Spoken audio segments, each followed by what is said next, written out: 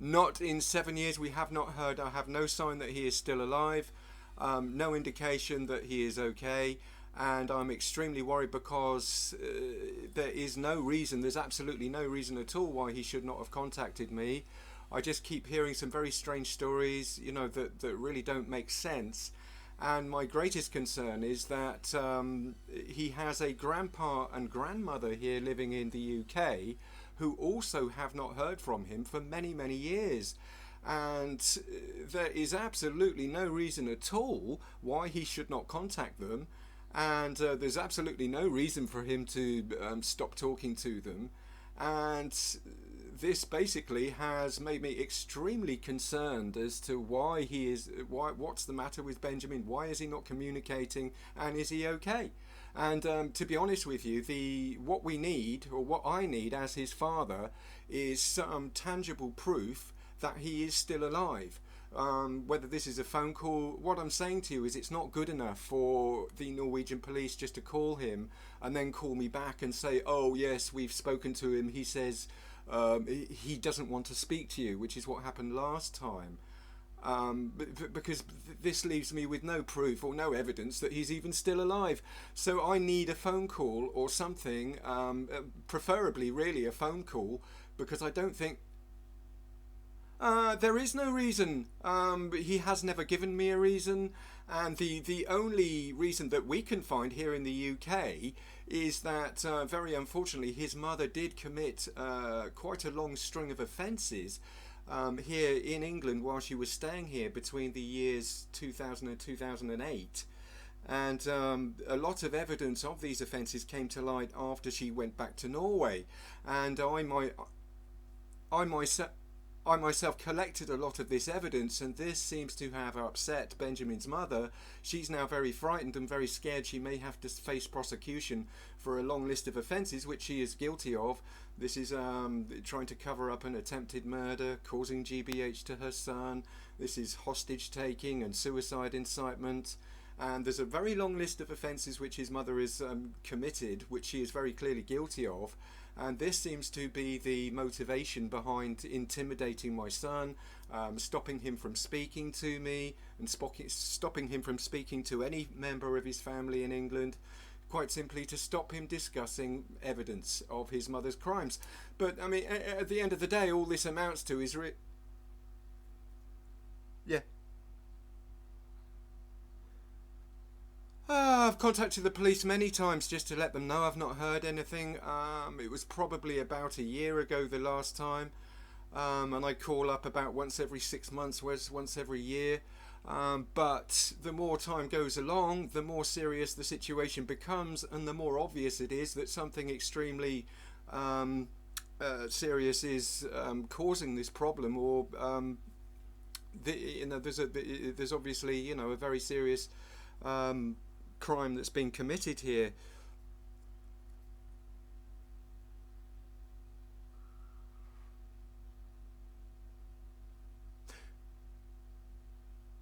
Right, Benjamin Fevang.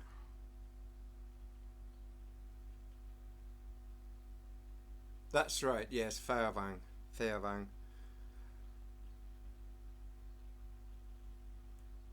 If I mean, what would be best is if you could get my son, just get Benjamin to call me. Obviously, we have other concerns now, with this virus and with the vaccines and everything. I mean, I don't know. I mean, he could have been infected with the virus. He may be in hospital. I don't know. So this is another reason. We have escalated. This is an escalating drama now, an escalating crisis. Is what I'm trying to say, which has got now extremely serious. And yes, I would really dearly love a phone call from my son. If you could get my son just to call me, just to let me know he's alive and let me know he's okay, this would solve the whole entire problem.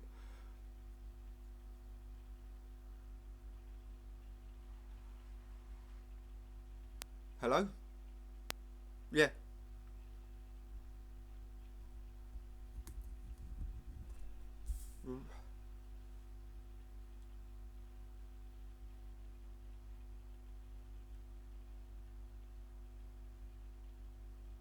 Right. Well, I have then a moral obligation as a citizen to say that unfortunately, just I have to advertise this, report this now to UK police, and say, look, Norwegian police not able to tell me that my son is still alive. And that is, obviously has its own implications. I mean, perhaps the Norwegian police are involved with the kidnapping of my son. I mean, there are all kinds of possibilities here which need to be addressed. And basically, I'm very sorry, but as my son's father, having not heard anything for 7 years, this is extremely suspicious. I can already tell you that the UK police are investigating Anita Fairbairn and all these crimes that she's committed. It's obviously, the fact that Anita Fairbairn is obviously guilty of some very serious crimes, and this includes attempted murder, covering up an attempted murder, and forcing her own father to suicide himself. This has also become very obvious over the last few months. So this woman has a history really of serial killing. She killed her own, sort of pushed her own father to take his own life, and then came to England, organising attempted murders. And this really, is all the hallmarks of a serial killer. So while my son's being held hostage by, someone who basically is a serial killer, or appears to have all the hallmarks of a serial killer, I have to warn everybody, and maybe even put videos out on the internet and all over social media. That I've heard nothing from my son. The police unable to give me any evidence he's okay, and obviously I have to warn people that there could be other children taken hostage. This is obviously part of a much bigger problem. I mean, there could be, obviously there's many more children held hostage in similar situations. So this whole situation needs to be addressed as part of a much bigger problem.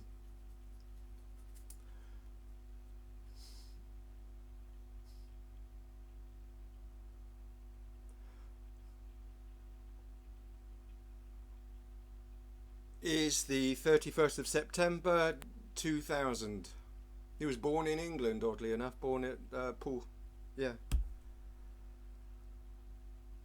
I looked after him myself for the first 8 years of his life. I mean, half of the time. I mean, most of the time.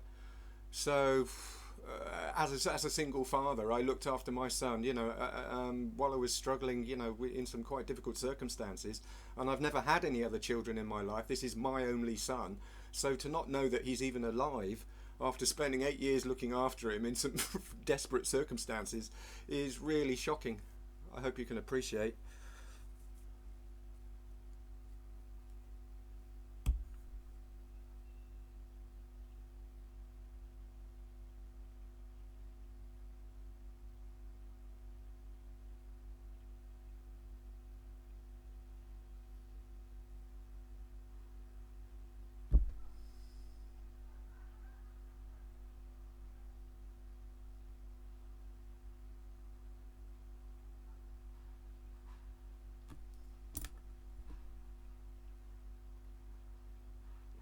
Thank you.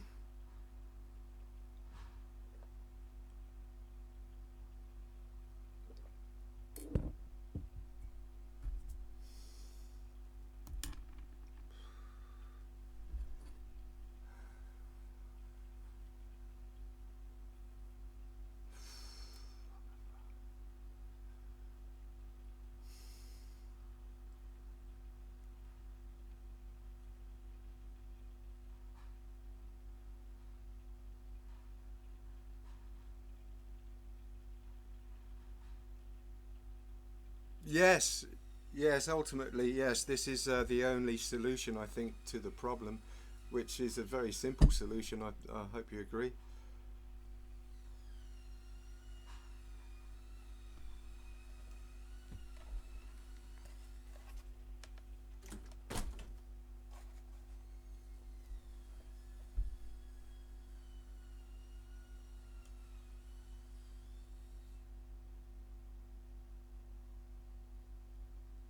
Right. I mean, do you have any advice for me?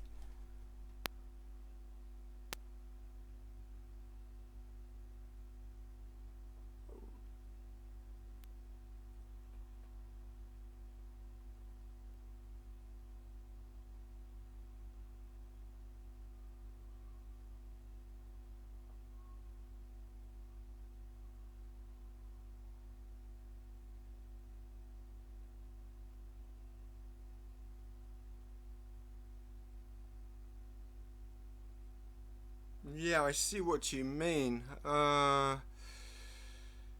Yes.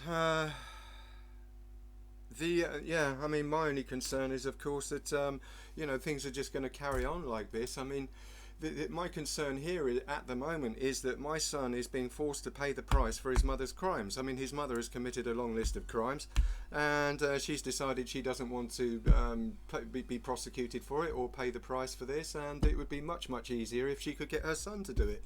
And just force her son basically to pay the price for all her crimes that she's committed, which is all that's happening here. And I see this as completely unjustified. There's absolutely no reason at all why my son should be paying the price for his mother's insane crimes, which really are extremely serious if you ask me.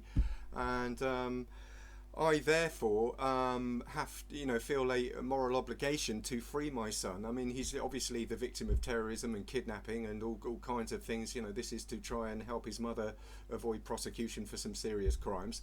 So I have to free my son from this terrorist activity, which is all it really is. And to be honest, I think the Norwegian police do have a moral obligation to step in at this point. I mean, if it's blatantly obvious that his mother is terrorising my son in order to avoid prosecution for some very serious crimes, then the Norwegian police have a duty to step in and remind my son that he should call me and let me know he's okay. Sorry? Yes, I can.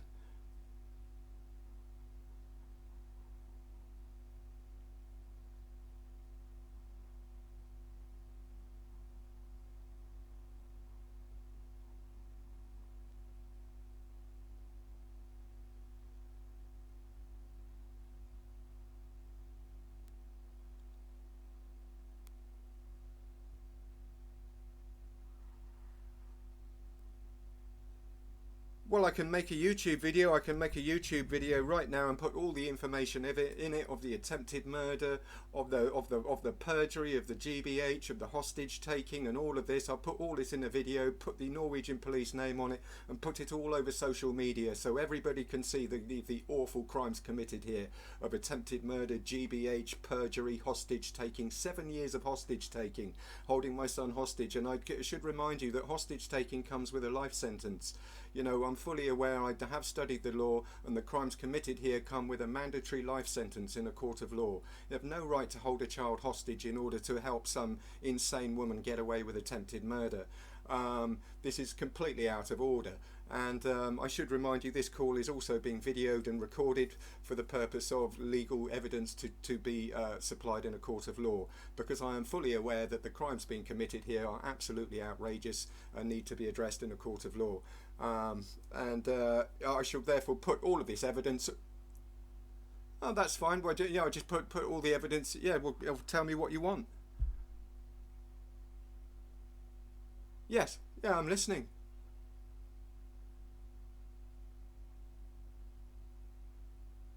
Well, I've done this many times in the past. Yes, because they're busy and they can't be bothered. And the other reason is that, very unfortunately, the UK police helped Anita Fairvang falsify police statements in order to commit perjury in a court of law in 2003. Now, this, unfortunately, has compromised the UK police. They're quite embarrassed and humiliated by the fact that they managed to help basically a serial killer commit perjury in a court of law, and they don't wish to address their own mistakes. So they therefore decided they don't want to help me look at this evidence, and they don't want to actually pursue any investigation against it because they themselves are guilty. So that means that I myself have to step in and do the right thing and expose all these crimes in YouTube videos. And obviously, well, I have to. Well, I've just told you. They themselves have helped Anita Fairvang falsify police statements in 2003, which is a very serious offence and one they could be jailed for. So they obviously, well, it's an offence that they themselves could be jailed for. So I have a moral obligation to put, yeah, all this information. There we are. There you are. Fucking stupid idiot.